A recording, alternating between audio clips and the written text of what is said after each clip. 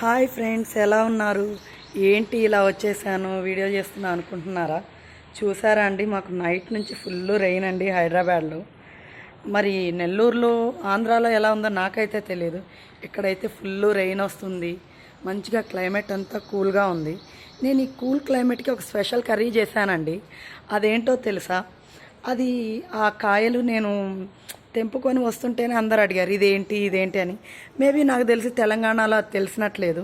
ఆ కర్రీ ఏంటి, దాని పేరేంటి అనేది మీకు ఇప్పుడు రివీల్ చేస్తాను.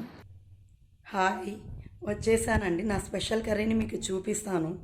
ఇదైతే మా చిన్నప్పటి నుంచి మా మదర్ వాళ్ళు మంచిగా చేసి పెట్టేవాళ్ళండి మాకు. ఇప్పుడైతే నేను మీకు చూపిస్తాను. ఇక్కడ ఇవి దొరకడం కూడా కష్టమే. ఇదండి. మీరు ఎవరన్నా ఇది ఏంటి అనేది గెస్ చేస్తే నాకు కొద్దిగా చెప్పండి.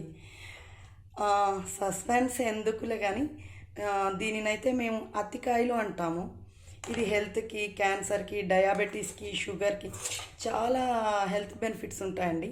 అత్తికాయలు, లేత అత్తికాయలు తీసుకొచ్చి వాటిని మనం కొంచెం దంచి దాన్ని చెరిగి మొత్తంగా ఇది చేయాలండి. ఇది చాలా స్పెషల్గా ఉంటుంది.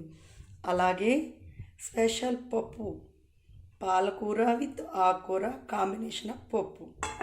ఈ రెండు ఈ రైనీకి మాకు బాగా ఉంటుంది కదా కాంబినేషన్ అని చెప్పి చేశాండి.